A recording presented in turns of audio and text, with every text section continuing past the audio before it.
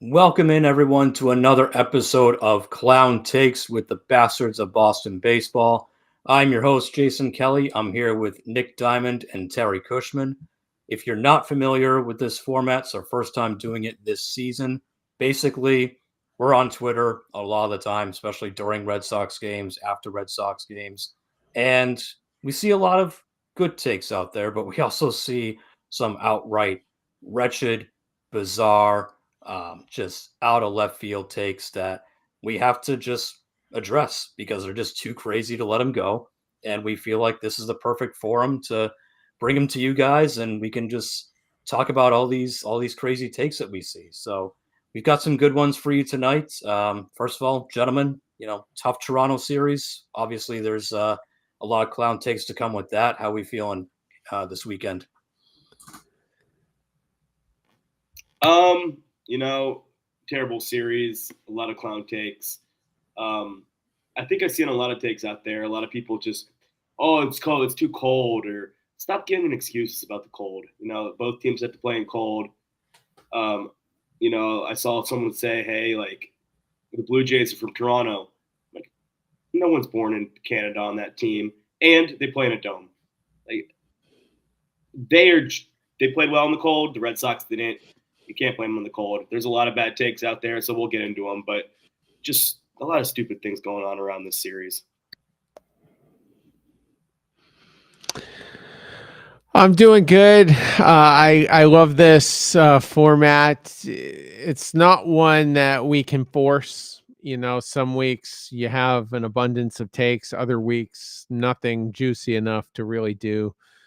We do have some good ones this week with some of our haters coming at us, and looking forward to getting into that. Yeah, no, I can see you're licking your chops over there. So we won't waste any time. The floor is yours, Terry. Why don't you lead us off with your clown take of the week? Okay, so on March 31st, I put a tweet out there and it said, Rafi Devers is fat and out of shape, but Trevor's story just sucks. And the context of that tweet was Story had just stranded runners in scoring position late in a Texas Rangers game. We ended up losing that game. I think it was a 1-run game. So if Story could have come through, it would have been a big situation. And so the context of the tweet was Devers being fat and out of shape. That's just temporary. He'll come around, and he has come around in a really big way. But Trevor's Story is just terrible typically. And if you look at his line through this recent series, it doesn't look bad. And yeah, he hit that dribbler that got the run in to win the game and all that. So conveniently, he didn't have a terrible series. There were a couple of spots where he stranded runners, but he's going to revert to his normal self of, striking out a lot, being a very one-dimensional hitter, and that's what he is. And anyway, that was the full context of that tweet. But the biggest hater of the Bastards of Boston is Sox South. His full name is Bill Colris, and he also, like I do, lives in South Carolina. And but what Bill did was he just conveniently cropped out the Rafi Devers is fat and out of shape, and then he came at us. So wiped out the full context and just ran with what he wanted to, what was convenient for him. Now, a little bit of background on Sox South. I'm just going to call him Bill. Stalks our account obsessively, just obsesses over it, screenshots everything, and just goes off, and that's what he does. And the dude's a raging homer, and basically a card carrying member of the Bluminati. And unlike Bill, for the most part, in terms of the big picture, we've been on the right side of history. 2021, we all, We got that one wrong. They made the playoffs and went pretty deep in the playoffs, but that wasn't anything. You don't see anybody thumping their chest on social media saying, I told you they were going to go deep in the playoffs, because nobody thought they were going to. And so, Bill's always out there, and you look at that whole Heim Bloom era, Bill was wrong about everything. And I criticized the Red Sox not signing Crochet. The extension hadn't happened yet. And Bill came at us. I said, you don't give up that type of a trade package for only 2 years of Crochet. And he came at me and said, two years is fine. What are you talking about? And I'm like, Bill, you defended the Garrett Richards signing and one other signing from that year. And he's like, well, pardon me for wanting to be optimistic about it. And I didn't respond back. But, Bill is always about holding us accountable and not holding himself accountable. He's extremely toxic, and for the entire Bloom era, on the wrong side of history. So now skip ahead to this past week.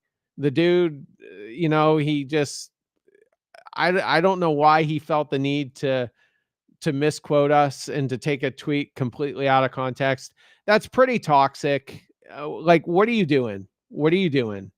And are you that obsessed that you have to, and the other thing too, and I've mentioned this one other time on a previous episode of Clown Takes, like early last season, the day Heim Bloom got fired, he was so butthurt. He came out and said that I was anti-Semitic, this and that. And I try not to get political on this podcast, but the guy I voted for president this time, who happened to win it, is the most pro-Israel president of my lifetime. So I don't know where Cushman is anti-Semitic comes into everything. Heim Bloom was a terrible executive. Yeah, he drafted a few people, but he left us with no pitching infrastructure. He left us with Trevor Story. He paid double for Masataka Yoshida. Literally doubled the other previous offer. We could have had him for $35 million, 40 million, something like that. But we gave him 90. So, yeah, and those are all stuff that Bill liked. That's just how dumb he is. And he's just so obsessive. And inconveniently to Bill, we're pretty accountable here on this podcast. I've taken a couple L's recently, with the Devers at third base thing. I didn't think we'd sign Bregman. I thought there was a 1% chance Bregman would end up with the Red Sox. I took the L on that. I'm accountable. Okay. Bill isn't. And I don't respect him. He's one of the few people I've blocked. I don't want him. I don't want him on our feeds. I don't want to drive him traffic. And he's just so obsessed with us. So insanely obsessed with the Bastards of Boston. And, he's tried so many times to do different types of content creating, and he's failed at all of them.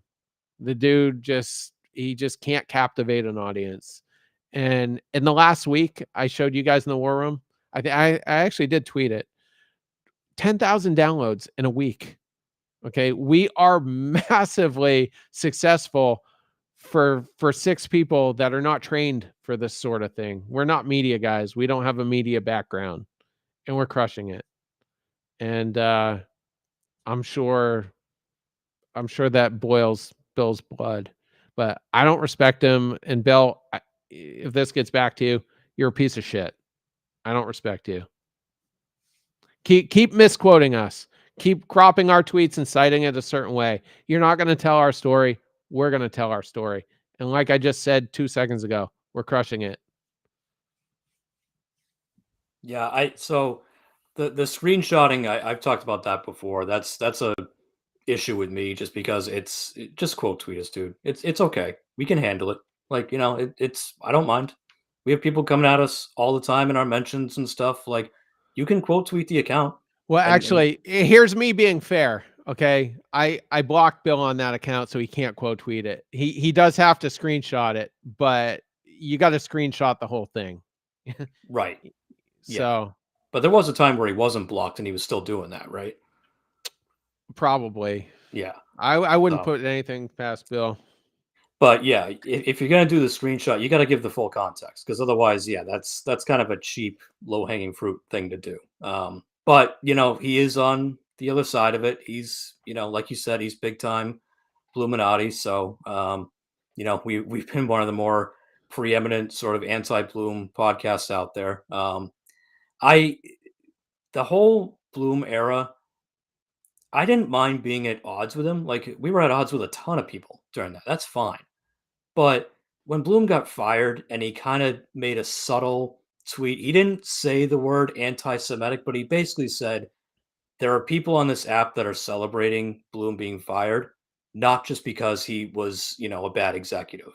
And we know the reason why. I think it was worded something like that.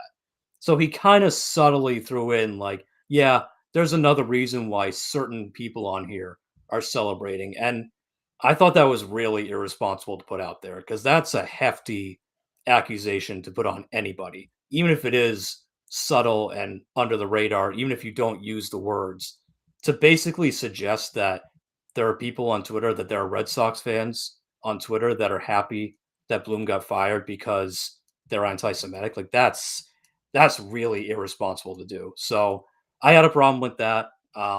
As far as him coming at us, I know he's got a thing for the bastards. He's going to be after us all the time. That's fine. It's again, that's why we're here, because we're on the other side of it. We give the contrarian point of view. We're not just going to tell you when the Red Sox lose 3 out of 4 to Toronto that everything is sunshine and puppies. We do the opposite. And yeah, it gets people riled up, and that's their problem to deal with. I don't mind, so if he wants to keep coming at us, that's fine. But just, yeah, like give the full context. I mean, don't cut a tweet in half just to serve your own agenda. I would agree with that part.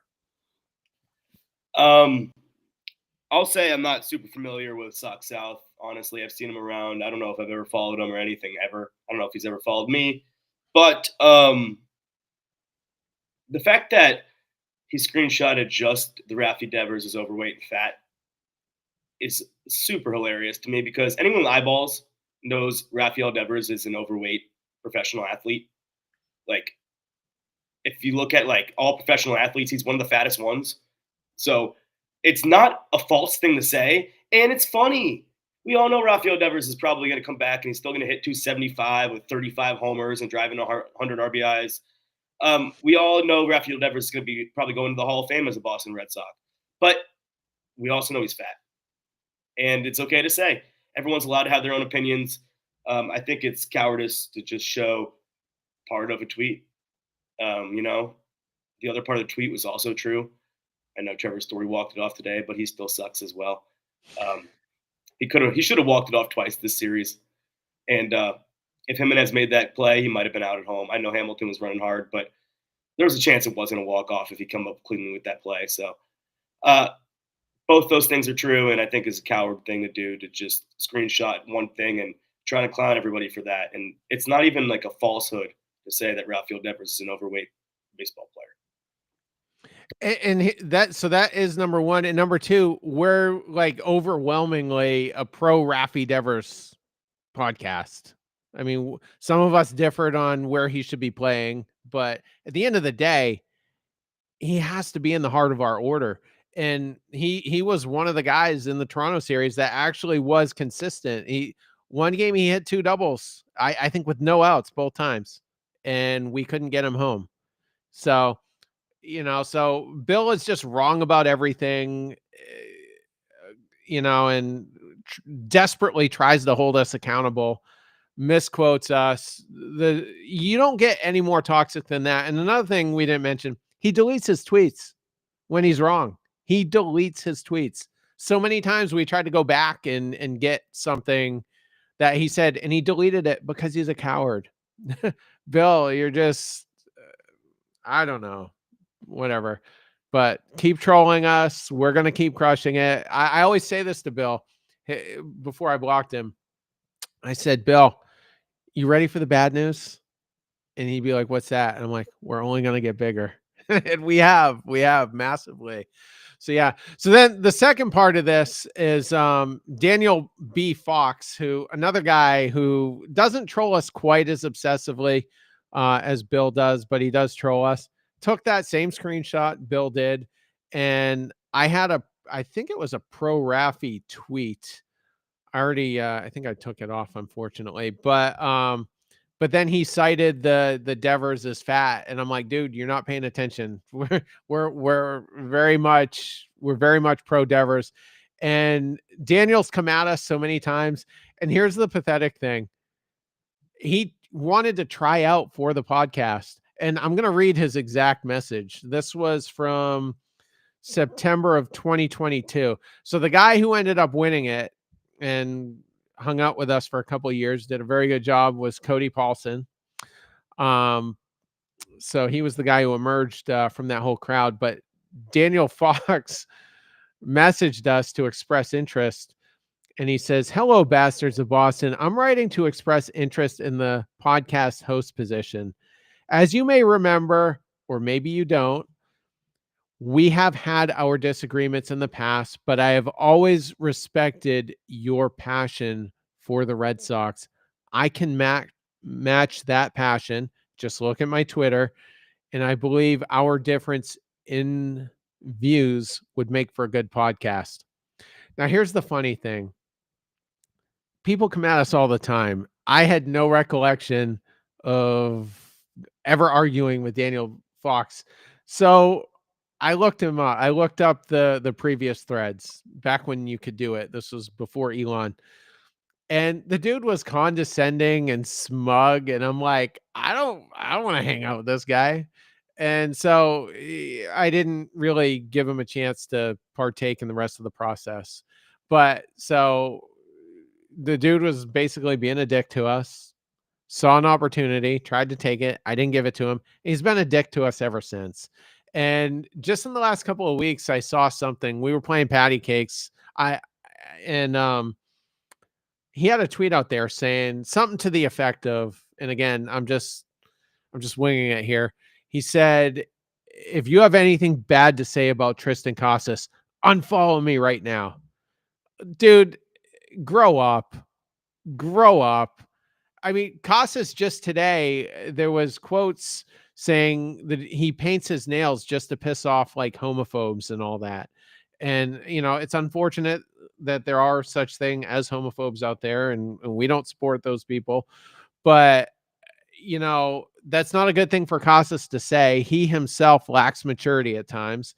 And for a guy who admitted in that quote he loves pissing people off, well, apparently, because you can't be consistent in the batter's box, you can't stay healthy. That pisses me off more than anything.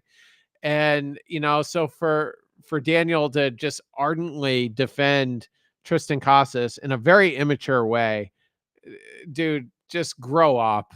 Grow up. Yeah, a lot of his content from what I've seen, and I don't know if I follow him actually. I should probably check that. I don't. Yeah, but sometimes he comes up on my FYP page. You get the random just people that interact with you for no reason. And yeah, he's just it's very much just vanilla, like just vanilla homerism, Red Sox stuff.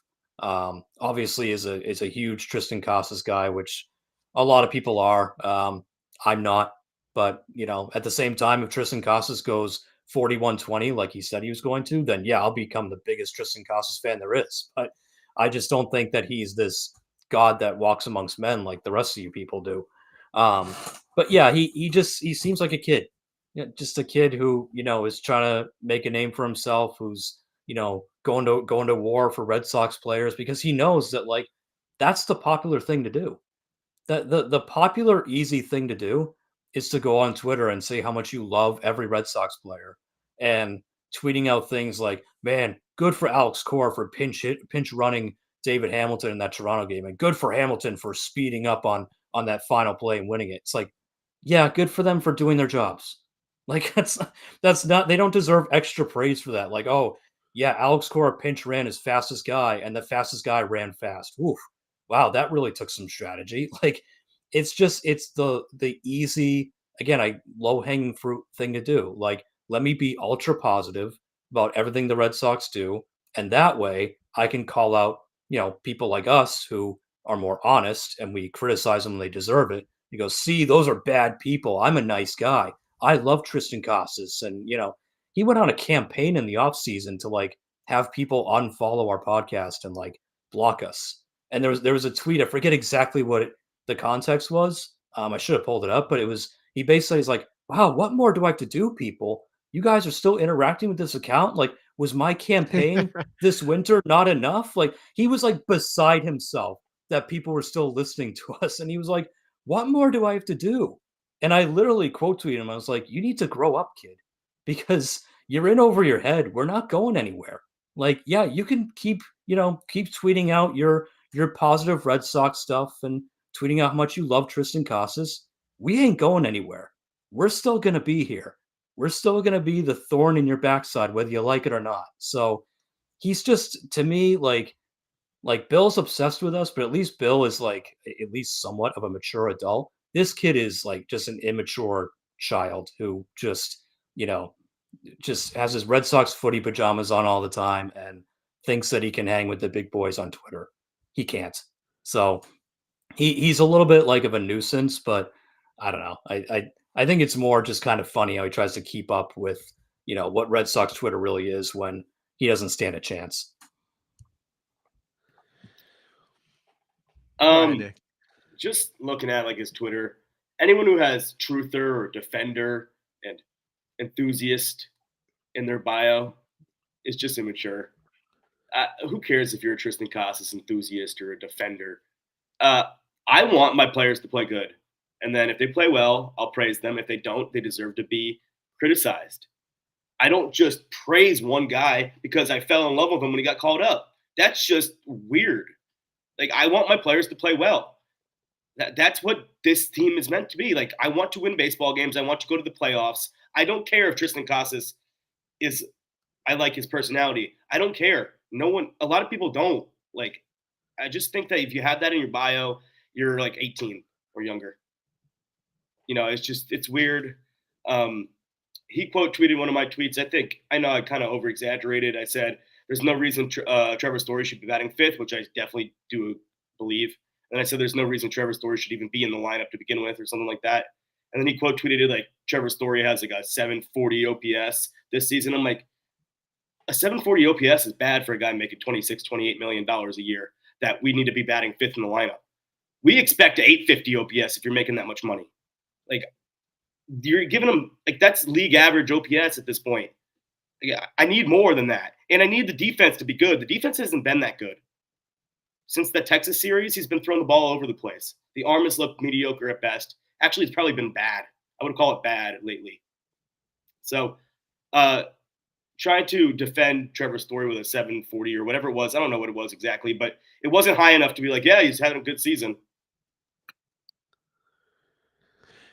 Yeah, I mean, if you can't handle somebody having a different sports opinion than you, and you can't handle that, you probably can't handle life. Okay. There's probably other situations you don't have a grip on right now. And that's probably what this kid does. And someone earlier in the week I would say he's one of our haters. He has an anonymous account, and I typically don't respond to anonymous accounts because, if you don't have your real name on it or a picture of you, even, you're just hiding behind a computer. Every single one of us are extremely public. I'm not going to say we're public figures, but in the niche area of Red Sox podcasting, we're known. Everybody knows who we are by name. Everybody knows who we are lately by face now that we're streaming the shows. So, I'll respond to people like that. But to the people hiding behind their monitors, I just wouldn't do it. But here's another thing. I don't know if I've gotten into this specifically before. Oh, I know what I was getting at. Sorry, I'm getting a little scatterbrained. So one guy that I would describe as a hater previously, he does have an Anon account. He asked me for a percentage of Bastards hosts positivity. Like, what percentage are we each more positive? And the day he sent that, I think we were still, I don't know if we'd lost game 1 to Toronto yet, but things were still okay after game 1 or 2 of the Toronto series, and we'd won 5 in a row coming in. So, I mean, it seemed like we were positive. And what it really comes down to with this crew, and this is what makes us more unique than any other podcast out there. And I've brought you guys on to this crew for one specific reason. Every single one of us are content creators before we are fans. Okay. And that's really important, because if you're not a content creator first, you're not going to be objective. You're just not. We all want the team to win. And for all of you out there that think, oh, you're just negative because you want to be negative and you're going to find a negative in anything, that's not true. Because when the Red Sox are good, our numbers go up. Because there's more interest in the team. That's just how it is. That's the nature of the beast. When the team's doing better, our numbers are better. And so are the other podcasts, I'm assuming. There's just more interest. So, of course, we want the Red Sox to be good. But when they were bad, we had to be honest about it. And like I said in my opening take with Bill, we were on the right side of history for the most part throughout that era. Were we wrong about certain transactions that took place on a given year or a given winter? Yeah, of course we were. But in the grand scheme of things, we were pretty much on point. And now things have shifted, and just about, I think all of us had the Red Sox in the playoffs. And when they do make the playoffs, that's just going to be a continuation of us being on the right side of history. That's what that is. And we put them in the playoffs because the roster is better. It didn't show that much in the Toronto series, but hopefully that was just a blip. And I think it was.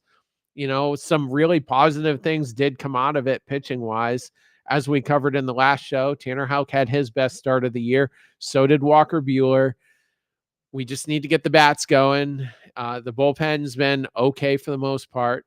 So we're just here to call it like it is. That's the secret sauce. I mean, everybody knows, Carabas is king, and we know that. We're very realistic about it. He's been at the top of the Red Sox content creating food chain for a long time now. And all those other podcasts, they all try to out homer each other, and they try to do it in their own way. We don't do that. There's no value in that. We're just going to tell it like it is.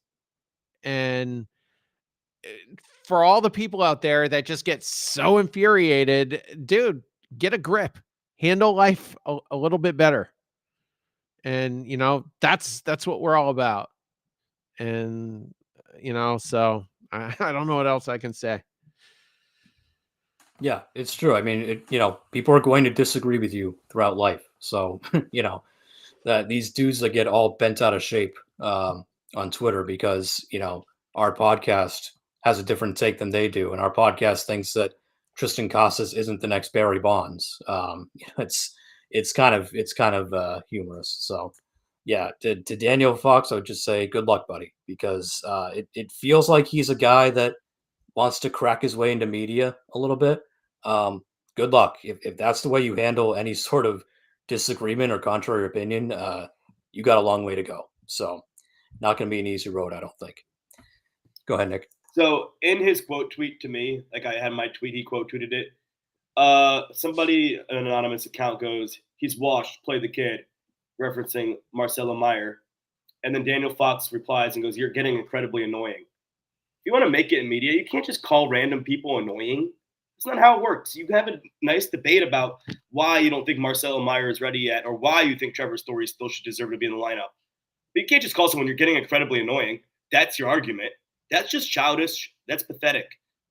It's just he thinks he's right no matter what, and he can't back it up. So,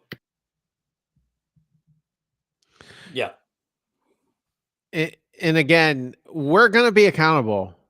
Every person on this crew is going to be accountable, and we're going to take our L's at the end of the year, or hopefully we'll take our W's. But if we take our L's, we're going to do it because we have to.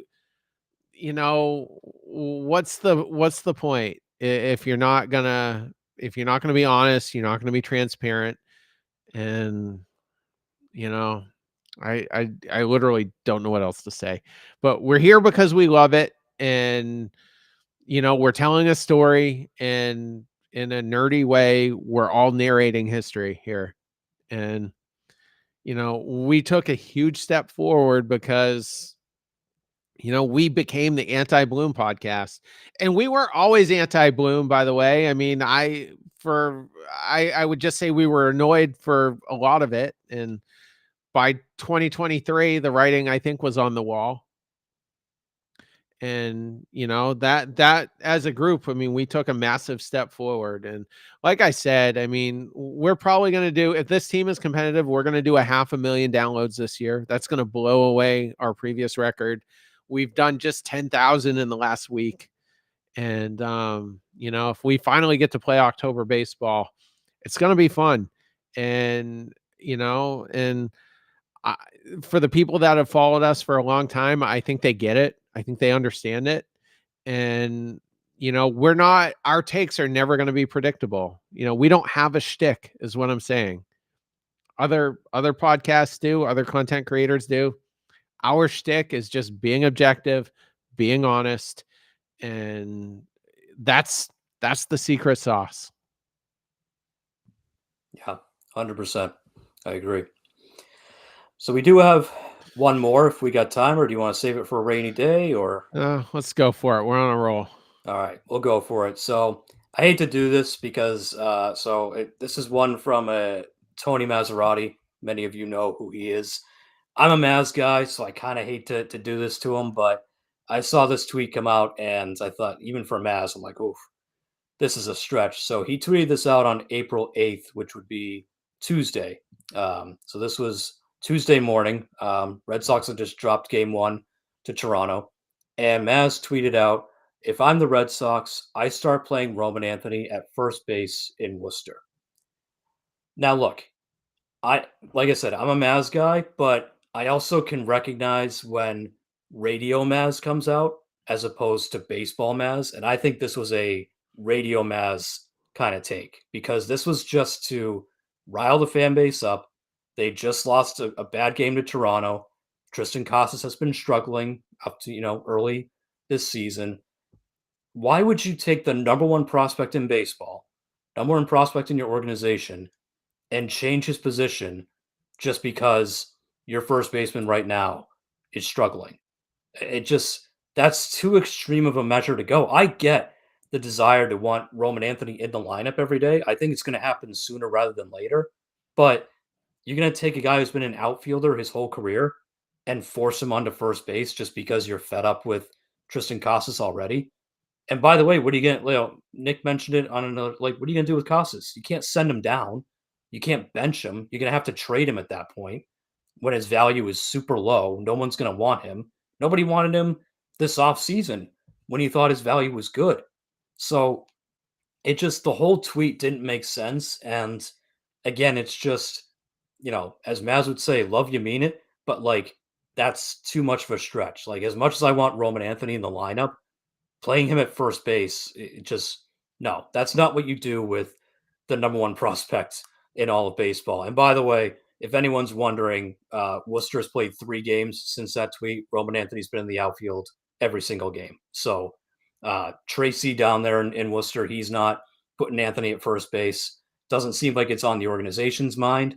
I just thought, look, as I've said, I'm not a big Tristan Casas guy, but even for me, that's too much of a stretch to put Roman Anthony, the number one prospect in baseball. We're going to change your position all of a sudden. That's too far of a leap.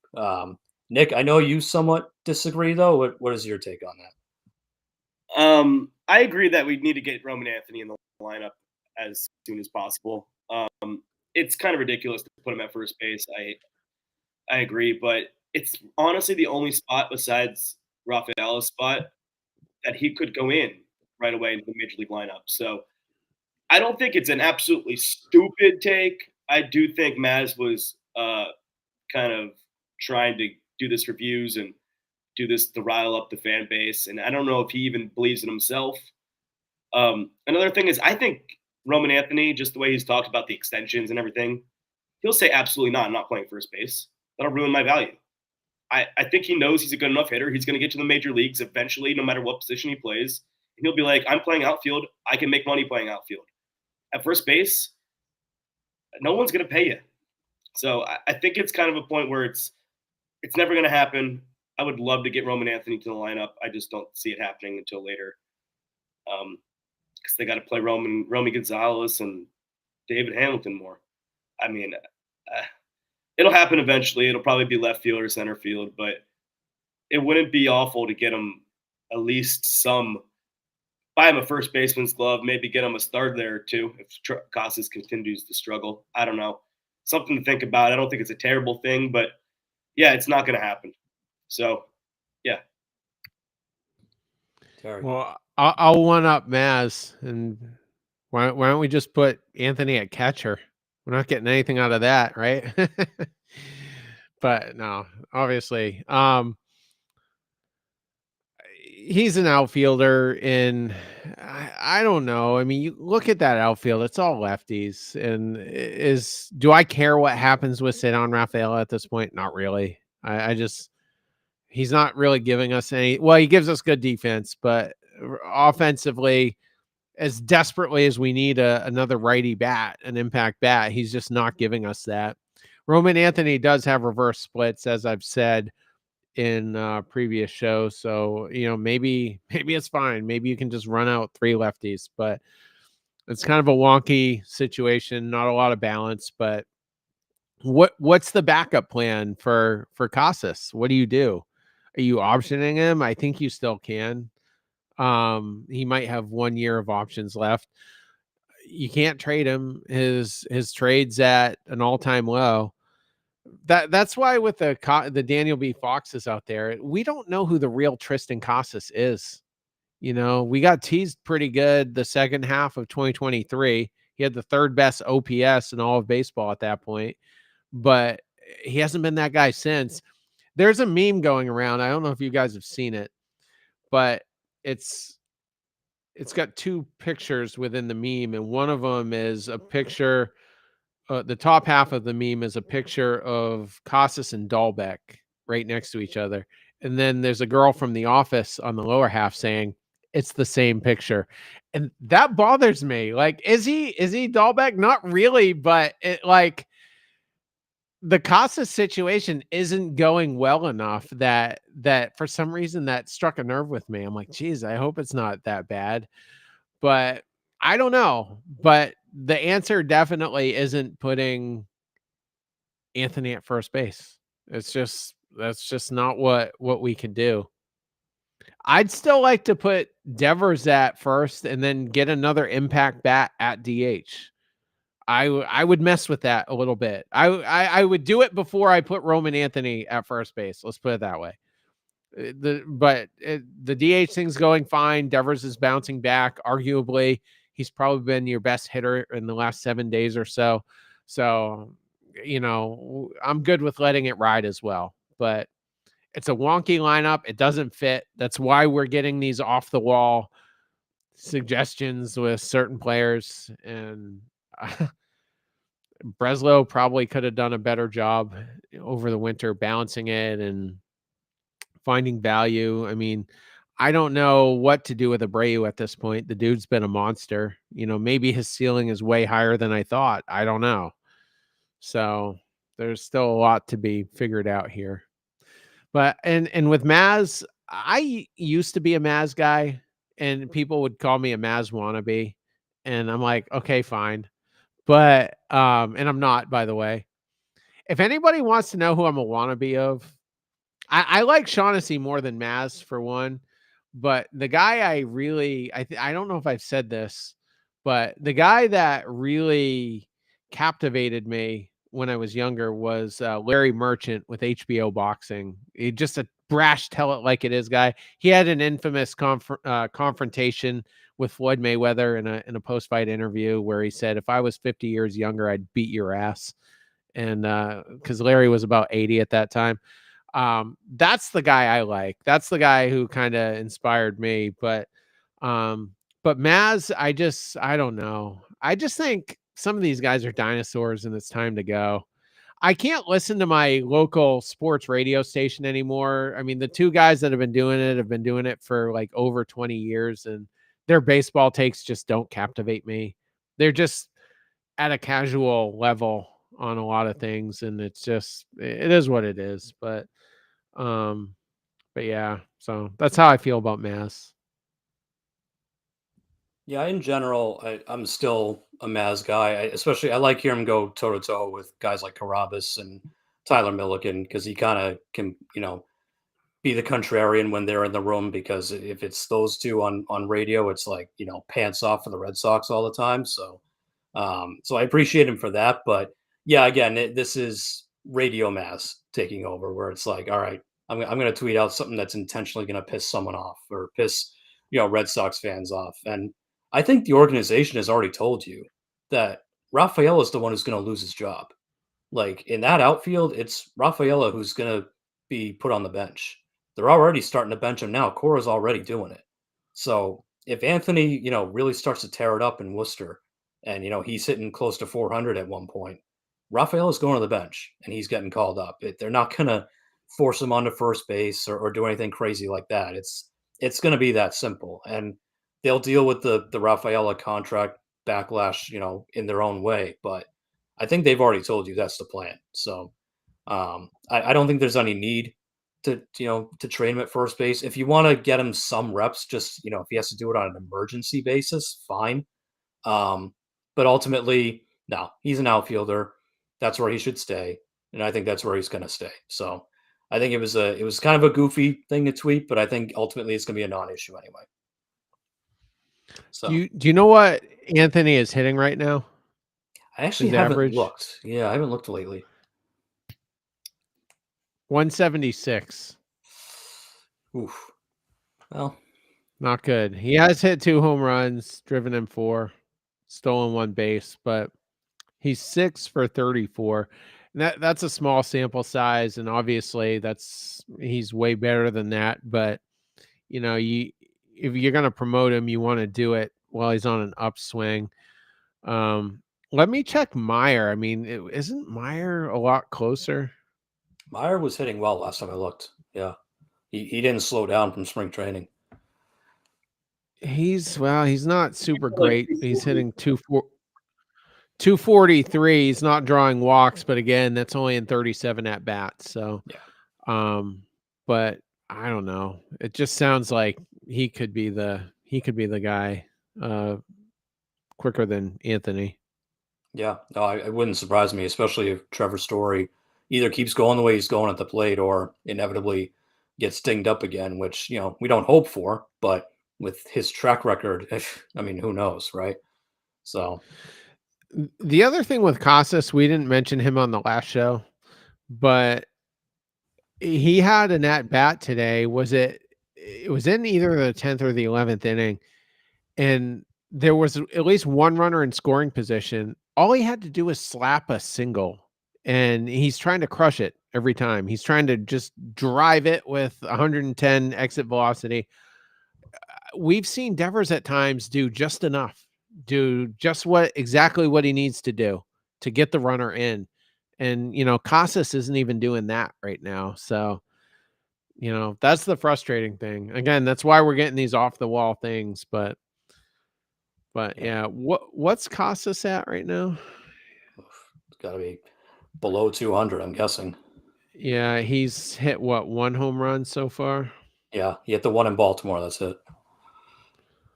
I'm gonna pull it up right now. His average, let's see. Yeah, he's hitting 163 with a 217, and he's not walking a lot because he keeps getting caught striking out. This is silly. It's again 43 at bats, but Casas has an OPS plus of 41. So it's like that's 60 points below league average. Well, we'll see. A month from now, things will be less wonky, but Daniel Fox will tell you that's good though. You're yeah, being too mean. Oh yeah, I've been citing average, and I know the nerds hate that, but none of the metrics are good across the board. So No. we'll see. I'm not a Casas hater. He can win me back, but I'm in the extremely annoyed category. I'm almost there. So we'll see. Yep, I think that's fair. Yeah. So with that, we will wrap up this episode of Clown Takes. Another fun week for that one. I'm sure we'll have more next week, depending on how the Red Sox do. So keep an eye out for whatever that is. And everyone enjoy the White Sox series this weekend. Hopefully it goes better than the Toronto series did. So enjoy that, and we'll talk to you all next week. Take care.